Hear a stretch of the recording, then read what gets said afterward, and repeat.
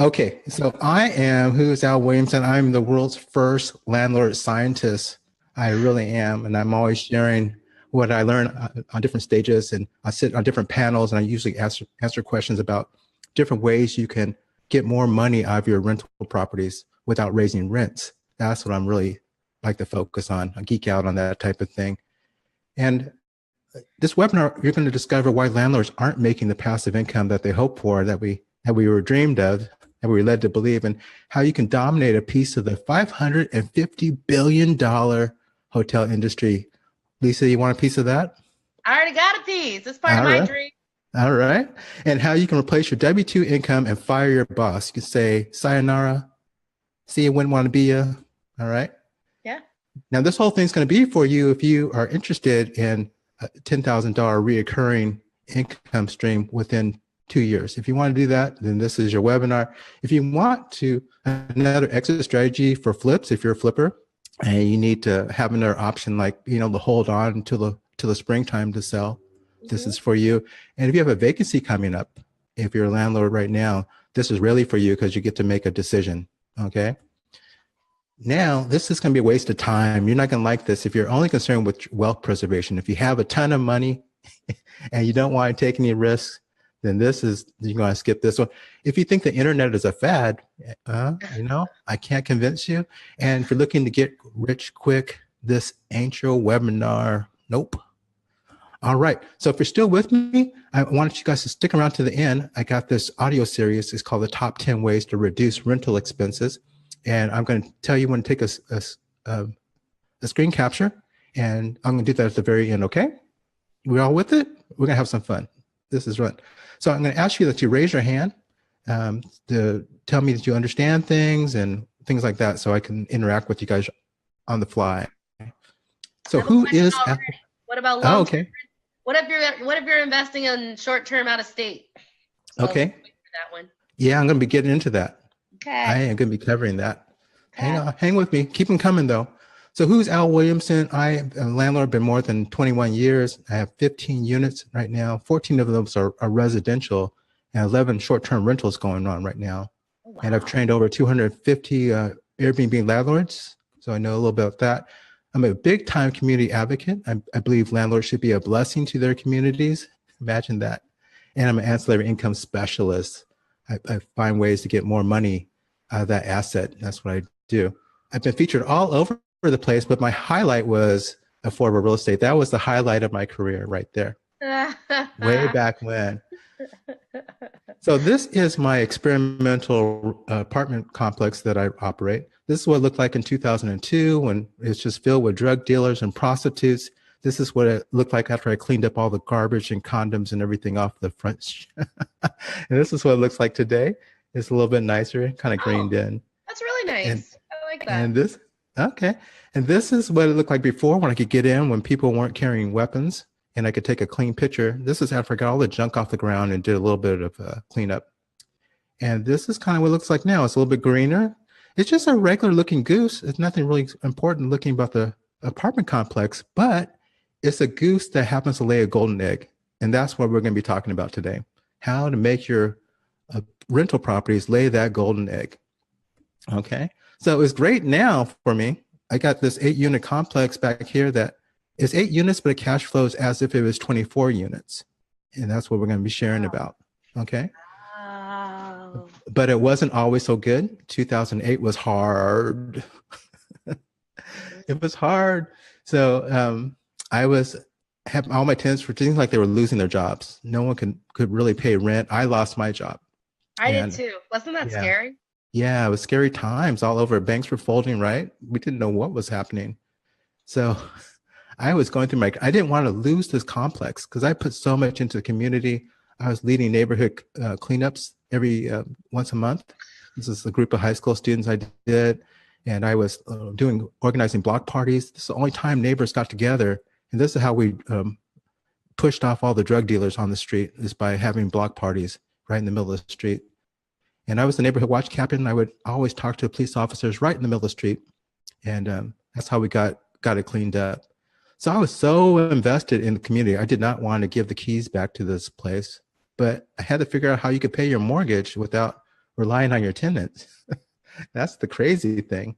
I couldn't rely on my tenants, and I had to figure this out. Otherwise, I was going to have to give the place back, and I knew I would have regretted that because I was getting really a lot out of being involved with the community. It was very rewarding, so I wanted to see it through. So what I did is, Lisa, you know what a hot rod is? You old enough for that? But yeah, it's like a Mustang. Camaro. It's Camaro. Yeah, it's like a Mustang. You start with a regular car right off the factory, right? And then you start bolting on different things to improve the performance of it, right?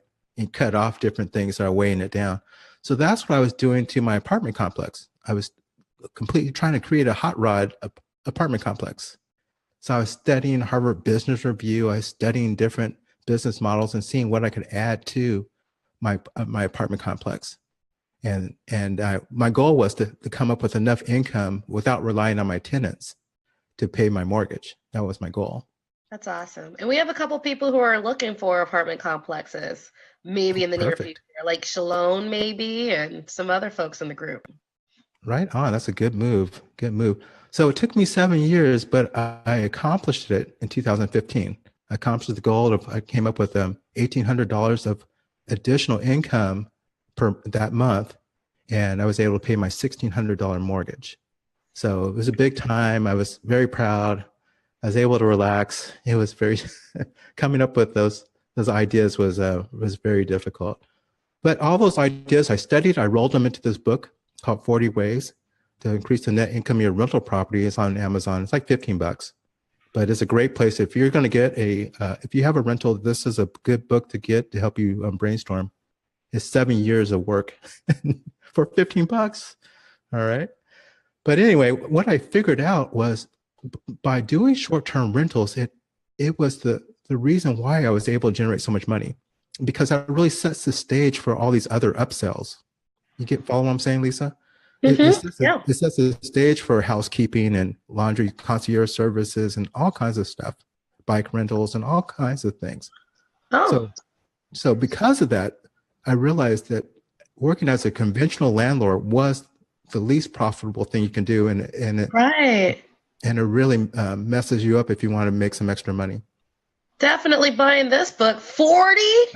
That's right, 40 ways. I didn't know that there was 27 more ways. Oh yeah. Okay? And I love making money, don't we all? I mean, that's why we're here. That's perfect. With integrity, but yeah. Yeah, this is all with integrity. So because of that, I realized that short-term rentals really set the stage. So I decided I was going to focus on short-term rentals. And I started with Airbnb. Here's me back in 2011, 2012. I was working in San Francisco. I was responsible for putting a new roof and solar panels on Alcatraz. This is on top of the famous prison Alcatraz. Pretty cool. That's pretty cool. Now a national park. You can't get up here, of course. When we were growing up, there was no such thing as extended stay in America. Right. That's a fairly new phenomenon. And it's just getting bigger and bigger and bigger because people have laptops. They can work wherever they want to work. And they're just experiencing the world more. So that's what's going on. That's what I want to bring everyone's attention to. You guys good with that? You don't mind if the power of this, understanding that 36%, you can do a lot with that, just setting up an extended stay at your rental. So all's good, but the problem is that Airbnb is super easy. It's easy to use. It's very intuitive. It is. They do make it easy to jump right in that market. It's pretty dependable. It is. It's great. But the problem is it takes a lot more skill if you're trying to make more money than a conventional landlord. True. A little bit of money. If you're sharing your home like you're doing, Lisa, then any money that comes in is great. It covers our mortgage. But you know, like you said, financial freedom. Yeah. My husband, they got laid off as a government contractor. Yeah. And he could have just went right and found a new job. But the thing is, with the rentals and the short-term rentals, especially, even though it's more active, I mean, he was able to survive off of it. But I will say, because I had owned property before, I was a lot more skillful than a lot of other people. I was like, look, you got to vet them. You got to do this a little bit more than like an average person who's entering the market would be comfortable doing. I will say that. Now, if you're thinking about one of your rental properties that's currently a long-term rental, then you're like, okay, I make so much as a long-term landlord. Now I have, in order to do short-term rentals, for those that make sense, I have to make more money than I would as a long-term landlord. That's the difference. That's the difference. It's a different type of conversation you have if it's a standalone business rental property. So it's different than sharing your house or even vacation rentals. It's a different mindset that you have to get into.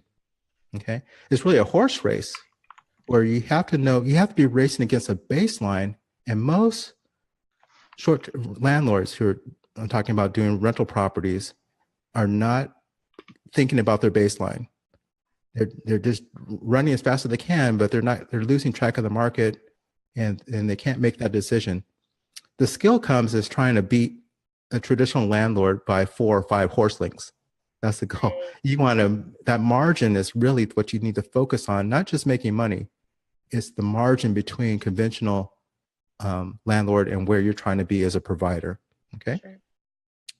So because of that, because it's a different mindset, that's why there needs to be some specialized training and coaching, because you're not going to get that from Airbnb. They want you to be a super host, and they want you to have a large gross income. That's what a super host does.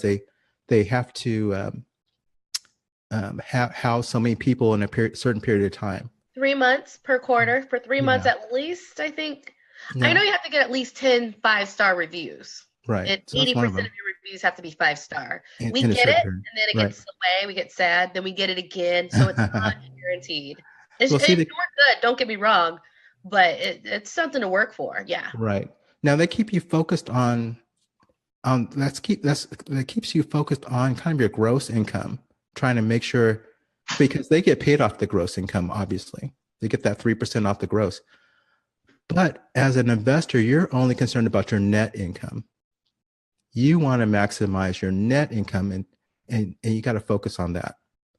So that's that net income comparison between that red jockey and the blue jockey, between the conventional landlord and the investor. That margin between them is why there needs to be specialized training. Okay. So Al, we have a question for you. Okay, do you want to get it? Or can you take it? No, just take it. Okay, is there a place that highlights various cities' regulations around short-term rentals all in one place? And Ty asked that. Yeah, there is. I'll have to get back to you with it, but there's a nonprofit that did a study on that.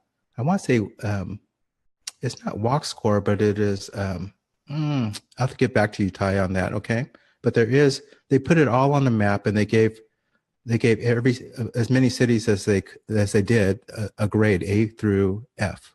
That's how, if they're friendly towards short-term rentals or not. Okay. The city I work in has an F rating. Sacramento, California, F. Yeah. Even though I must say, I just went to Santa Barbara when I did my LA retreat on out-of-state investing, and they're like, "We're banning Airbnb," and I was looking, I understand why, but I was like, "That place still isn't cheap." And so it's just sort of funny that all this overregulation, and guess what? LA is still expensive. Newport News is still expensive. So you can do it, but that's not the change that is going to get you what you want, for the overly restricted. Even in the overly restricted, I want to just point out that, like I'm in, 30-day plus is still viable. It goes right, it's a loophole right through those regulations. And that's where I operate. Extended stay, and and that's why you can just kill it. Now, month-to-month rental landlording is traditional landlording, right? Yes, sir. I got to find out your secret. Okay. So the month-to-month has been around since the birth of Christ. It's been around, so it's traditional landlording. I'm just doing traditional landlording, just filling my rentals innovatively, and I'm skipping out on all those taxes and all those regulations and all that stuff. Okay. Let's keep moving here.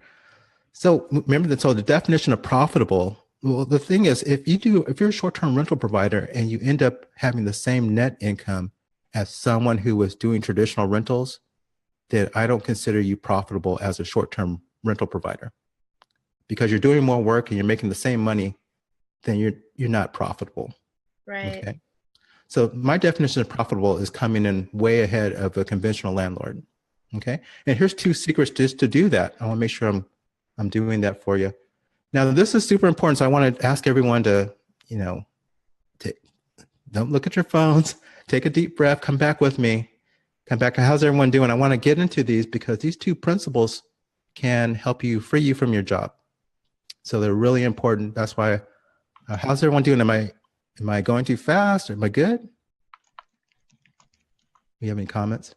I really want you guys to focus in on this. This is what I want you guys to walk away with. Okay, I'll keep moving here. Okay, 2 secrets. Let's get into it. Secret number 1 is that you can create a housing vending machine. How's that sound, Lisa? Yeah, I want to do it. Okay. Secret 2 is that you can easily double your net income. And I'm going to be talking to you about that. All right. Let's do number 1. What happened to my cursor? Here we go. Let me move it back here. There we go. All right. Secret number 1 is you can create a housing vending machine. But if you do this is the key. You have to have your systems in place.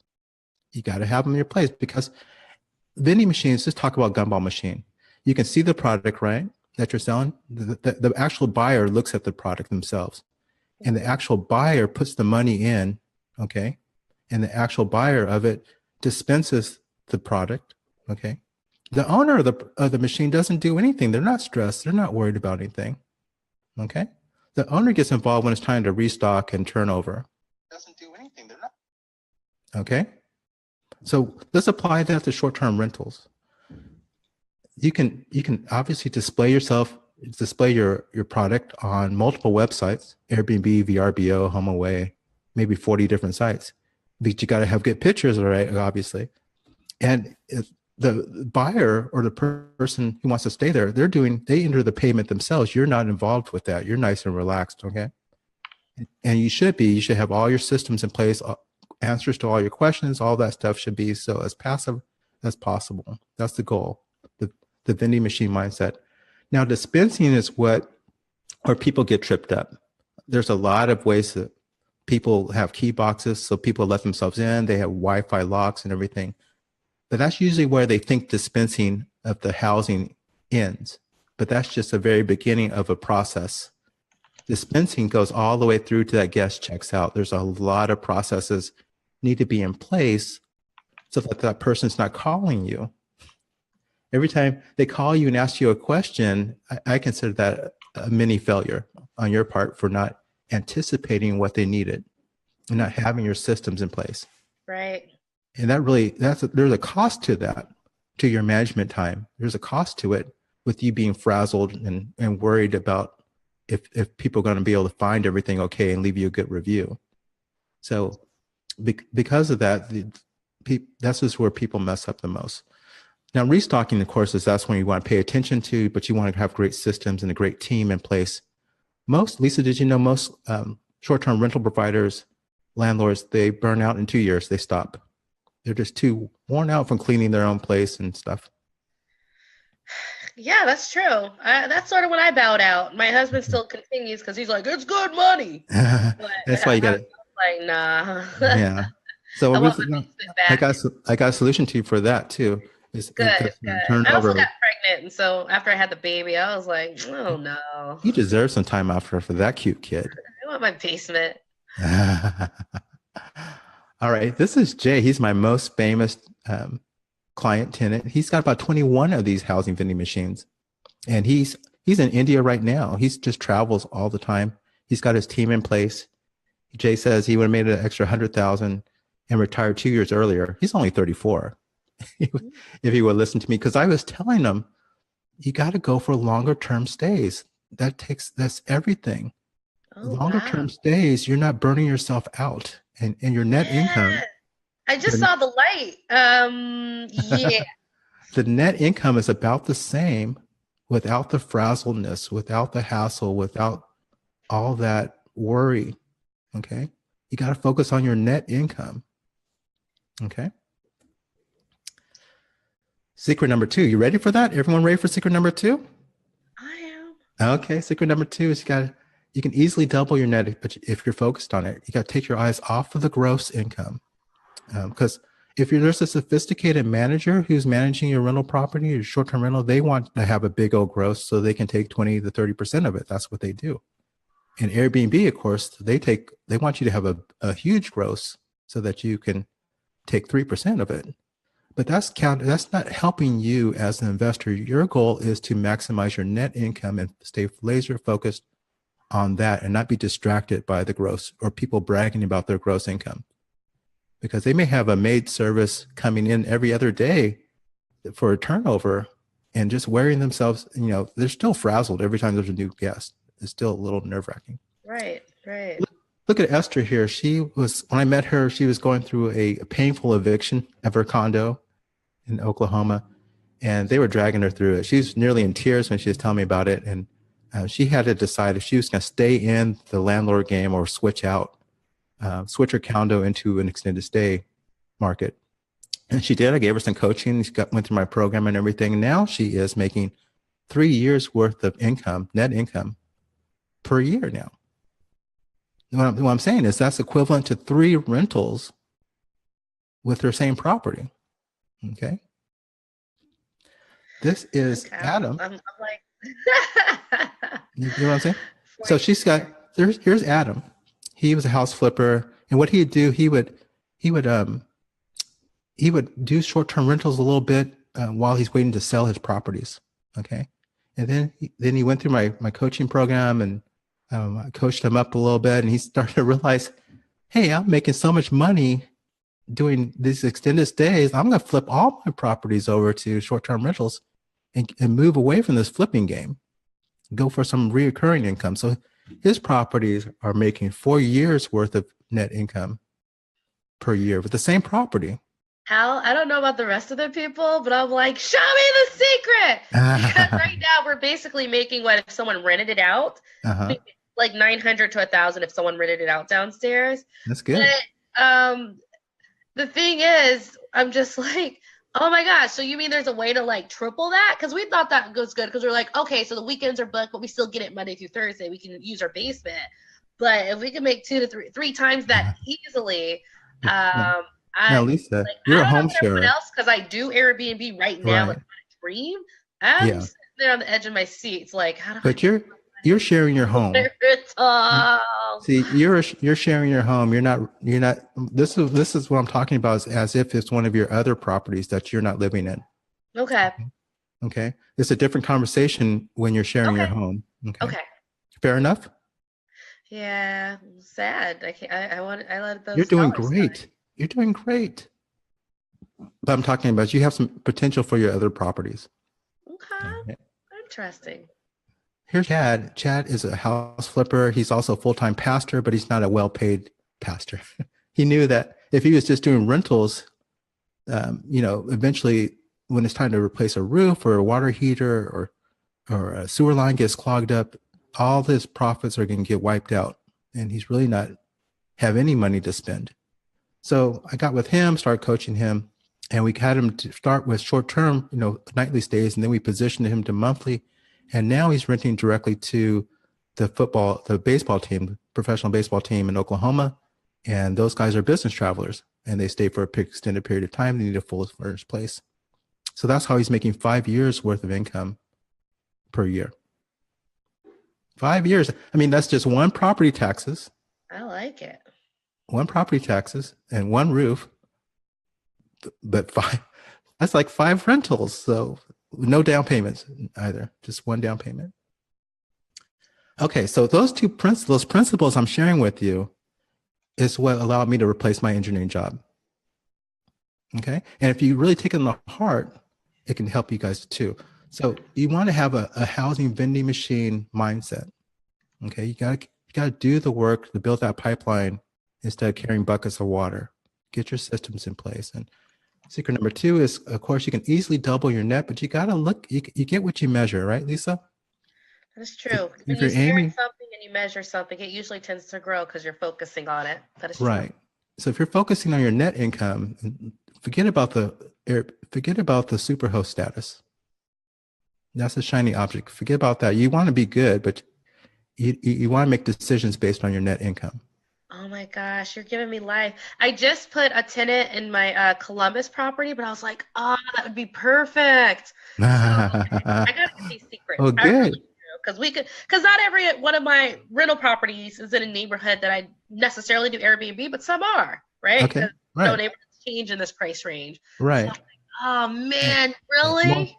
more C properties are coming on with Airbnb as well. So this is definitely appropriate. Hey, but I'm gonna hook you up, sister. I got you. I got Thank you. you. All I'm gonna right. hook everyone on this call up. So that's exactly here. This the so everyone in the audience, I'm going to ask you guys. I'm talking to you now. What will you do now? I'm showing you this. This is a way out of corporate America, so you can pack all your picture frames and take things down, put them in your box on your own terms, and get your going away party and say goodbye to your people, corporate America, and have life on your own terms now. Okay. I just showed it to you exactly how to do it, but I'm going to show you a little bit more too. So it's kind of like what we do now. There's a real big opportunity for you. Um, I realized that I was hanging on to my engineering job because of the status of it. As soon as I got over that, I could have freedom and be home Right. with my Just make wife and money kids. enough to pay Yeah, the bills. yeah. Who cares about the degrees? Let's go for some coaching. Um, that's how you get to freedom. Stop worrying about your degrees and impressing people. So what's a reasonable goal for a rental property? What's a reasonable goal? Is $1,000 a month per rental property reasonable? That's an obvious question. Of course, I'm going to say yes. Go look at Chad. Chad is sent me this text. I asked him point blank, Chad, how are you doing in that horse race, comparing yourself to how your house as a traditional landlord? How much would net as a short-term rental provider? He said, hey, Al, one of them would have just been netting $200 per month, but now is netting True. $800 to $900 net currently. Yes. And I said, hey, and he said another, the Plaza Pace would have lost money or barely broken even, is now netting each month $1,000. Now, this is in Oklahoma City, Oklahoma. I'm not talking San Francisco. I'm not talking Washington and Virginia Beach. Right. I'm talking in the Rust Belt, okay? And I'm talking net income. I'm not trying to fool people like so many other people do by showing gross income numbers. I'm talking net income. I'm so jealous. Right now, the one that we just got a new tenant at, it's 750 per month. But I'm like, oh, how can I make, because it is long distance. That's the only thing that I'd want to know what your systems are. I Okay. have my own, but you can always learn from other people. Yeah. Like, That's but why. for that to be Yeah. $2,100, right? So now I'm like, can Right. I kick that dude out? Not that I'm going to.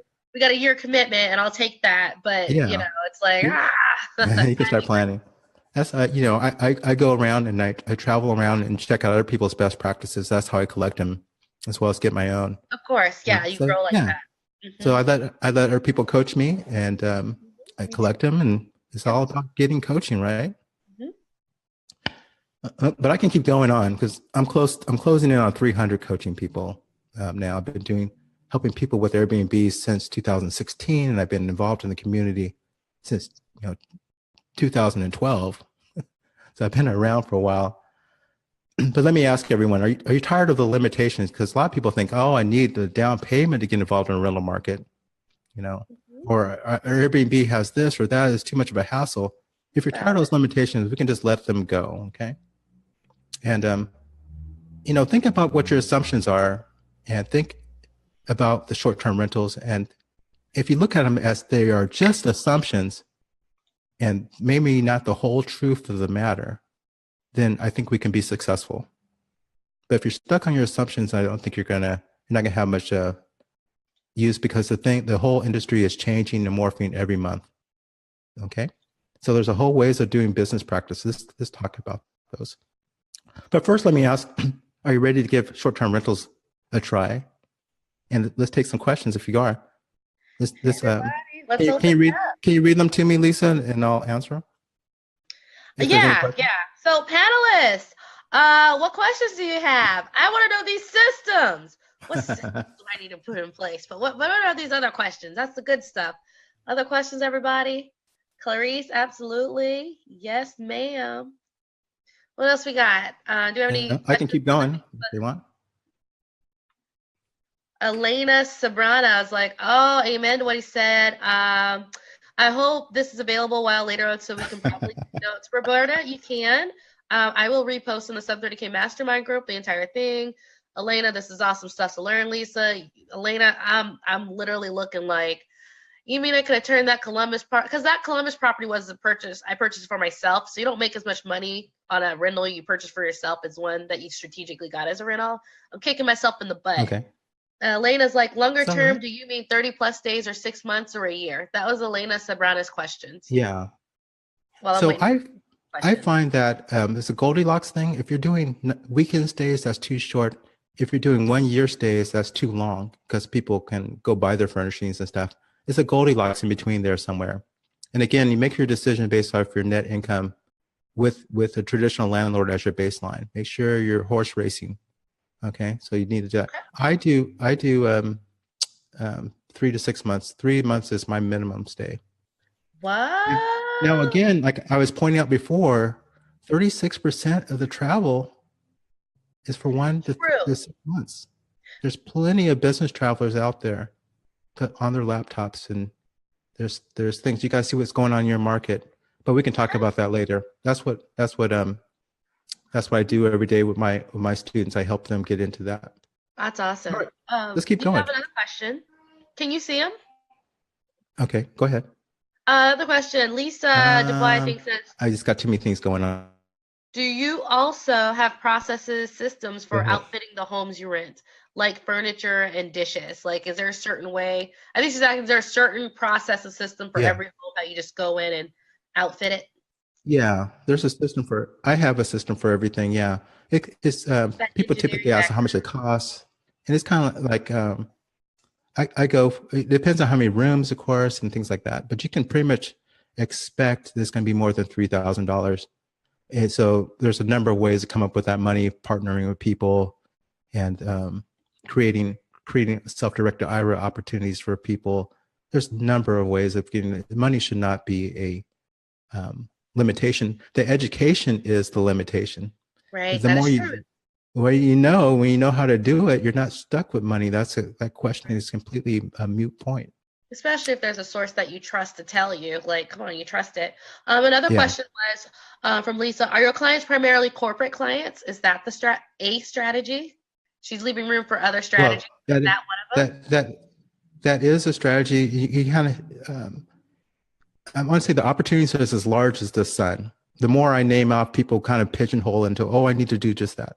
The opportunities, when you have business travelers, we're going to be talking about that a little later, is as we may be thinking of one room, but it is as large as the sun, the opportunities, okay?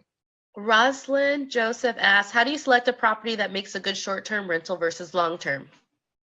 Well, it depends on your neighborhood, okay? Every property has its highest best use.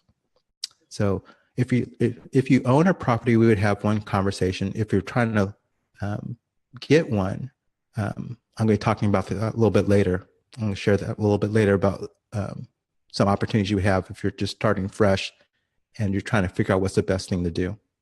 Okay. Someone asked, Lisa Dubois asked, are there special insurance considerations? I know for my house, we have Airbnb downstairs, not the way that he's doing it. We had to find an insurance that was okay with us running a business downstairs. Right. So, if you're doing 30 days and less, it's considered a business or a transient, and then there is special insurances you need. But again, there's a huge market for over 30 days. And if you're over 30 days, Lisa, are you traditional landlord? I don't know.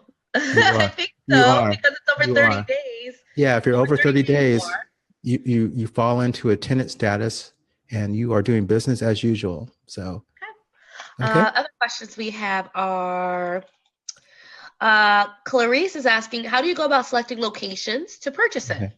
Let me keep going. I'm going to hit some of those later. Okay.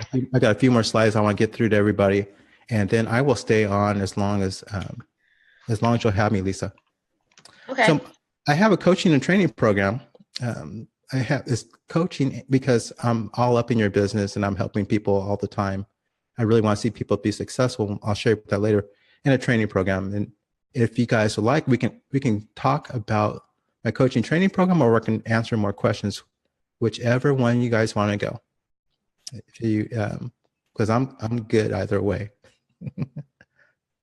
But I do think the training program has been helping a lot of people move towards financial freedom, and I'd be happy to share that with you. Lisa, should I go for it? Yes. Okay. I'm Let's excited. go for it. Let's go for it. All right. So let me tell you what's inside this thing. There's an overview module, just kind of overview of what short-term rentals are as I see it. It helps you understand how everything works, and it helps you understand what you'll likely earn and how to analyze your competition. And that's a computer module, voice over PowerPoint type of thing. Okay. And then also there's a strategy guide, which is really important because I see the world of travelers now that I've been with it since 2011, actually. Either it's a group of tourists or it's a group of travelers. Okay. And most people, when they think of short-term rentals, they think of just tourists. And I focused on the business travelers because I was one as an engineer who's always traveling around project management.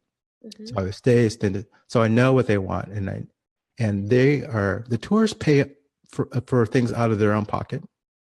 The travelers, their employers paying for it, and they have a completely different mindset and attitude and everything. So I have the strategy guide. If you see the benefit of focusing on travelers, I help you get into that. So it's a PDF part of the kit. And also there's a workbook that really answers all your questions about how to find things, where the best thing is, how to do the numbers, okay? And I have templates so you can just plug and play. It's almost like when you're doing your analysis, it's almost like doing your taxes. I tell you exactly what line number to give, what you should add, and to make a really smart decision. I'm really proud of this workbook. It helps you avoid calls with a super good idea with a template for a guest manual. So you just plug this right in there. And scripts, if you're doing business online, having 5-star reviews is everything. So there's a whole process about dispensing and lining it up to get a 5-star review. There's so much more. I'm really super proud of the workbook. It helps you make a smart decision. Give me this workbook. Let's see, I'm putting on my mouse here.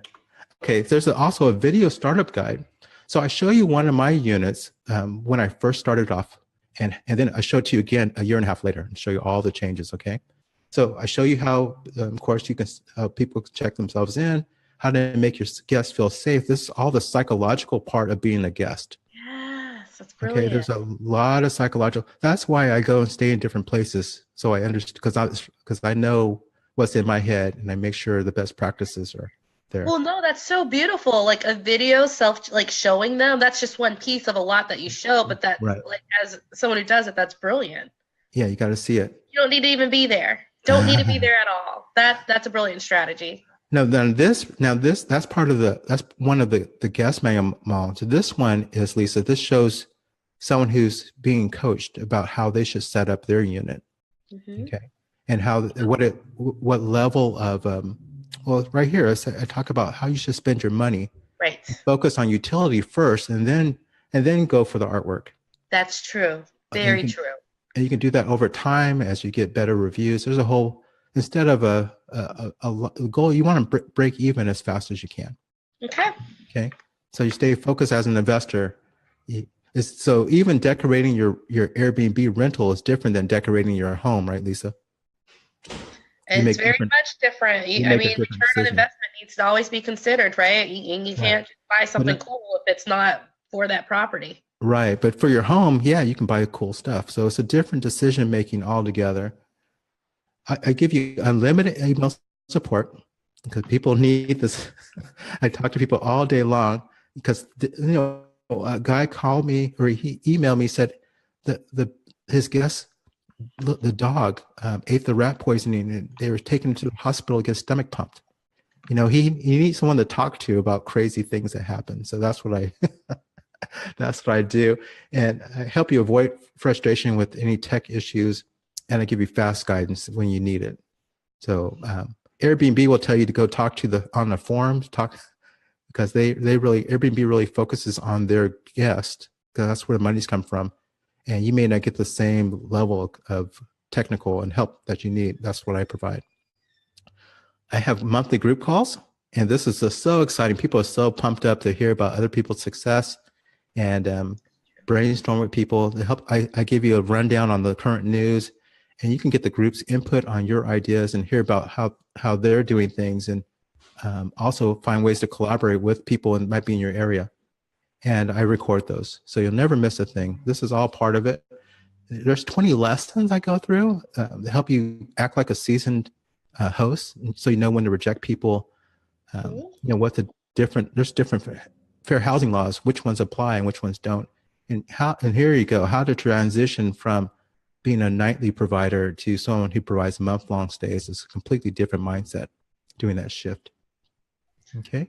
So all this together, this is my quick start kit, all this together, all those things, unlimited email support, 12 monthly, 20 lessons, the real world value, no fluff in this. I'm not fluffing things up. Is $947. But I got some more stuff. Got some more stuff to show. This is Bill. He has a podcast. He was doing a long distance Airbnb and having problems in Indianapolis. And I coached him, went through my course, and he says, Al, within 2 days, I had a 30-day renter doing the things you said. Okay. Here's some bonuses. You like bonuses? I know you give away a lot of bonuses, so I want to follow in your footsteps, Lisa. Yeah, that's good. Goodies. Here's a bonus number one is marketing. You don't want your self short-term rental empty. So I give you ideas of where else you should be marketing besides Airbnb. Okay. And then I show you how to link all those calendars together so that you're not driving yourself crazy. So you have to link them all together. So this module is so detailed that with this module, you can just send it to your VA and tell them to do it. You don't have to good. Perfect. Yeah. So that's how you can be on 30 different websites. And you send it to your VA and tell them to do it. Follow this. Here's how you do it. And the more I have questions about that too. I do have a question about that, but I'll hold it. The more websites you're on, the less likely that you're going to have a vacancy. And that's people's biggest worries. Okay. So the value of that is $650. Vacancies cost more than this, but the value of that is $650. Okay, so what we have, what this all means is quick start kit, and this first bonus is $650. So that value is, $1,597. But I got some more stuff for you, Lisa. Got more stuff for you, and all those who are listening still with me. What if you don't own rentals right now? And what if you don't, or if you don't have any vacancies right now? Like right, you did say you think you need a down payment. Yeah, that's what I thought. So what are we doing? What do we do? We do this thing called rental arbitrage. What is this? Rental arbitrage. You rent a place from a regular conventional landlord, and you negotiate subleasing terms. Okay, so you rent someone else's rental property. Everyone with me? Then you put your furnishings in there. You furnish it, you're adding value. And then you market it on Airbnb, TripAdvisor, VRBO, okay? So you can actually easily bring in, say the place costs you $1,000 a month that you're paying to the landlord. Well, you can bring in $2,000 and cha-ching, you keep the difference. You bring in two, you pay out one, you keep the one for yourself. Rental arbitrage. You follow what I'm saying? You don't need a down payment because you just go and you say, hey, I got first month's rent and a deposit. Will you let me do it? Blah, blah, blah. I walk you through how to script it out. And then you add value to it. Okay, no more down payments. And you do this in the location that you choose to do it in. Now you can get into the hot spot of town, okay? You can get into where all these business travelers want to be. You can position right next to their company if you negotiate that. You follow what I'm saying? No more limitations. And you have an outline or a script for talking to the owner. I do. About how to approach this arbitrage so that they're more willing to say yes than no and take on the risk? Well, this whole module is all about that. And then we talk about that every month on the group calls. Okay. And then I got something else for you. I'm going to show you that even more to make sure that you're successful. Okay. Now, this is not for people who are shy because you will get no's. You do have to do the numbers. And I just did a video. I went to one person who I was coaching. I put her on video. They said, oh, I said, why aren't you doing anything? And I met her at a conference after she had bought my course, and I just jammed her up and said, get going. And she did. She said they made 8 calls, and 2 of them entertained it, and 1 of them said yes. And I walk you through that, and she says, 8 calls? That's okay. She said, I just wasn't taking action. That's what was holding me back from financial freedom. Just scared of someone saying no to me. Okay. We have to get over that. Okay. So the value of this module and showing you how to do rental arbitrage is $2,500, because I show you how to make reoccurring rental income without owning rentals. That's why it's so valuable. Yes. I want my husband to do this one. He's the one doing the Airbnb full time since being laid off, but this be excellent thing to add, Yeah. Your income is not limited now. Right. You can do whatever you want to do. Get more freedom for your life. That's what we're talking about, right? More financial freedom for your life. I got some more stuff for you. I got something else for you. This right here is what I'm doing. This is part of Operation Harriet Tubman. Okay. So my 8 units allows me not to have to go to work. Okay.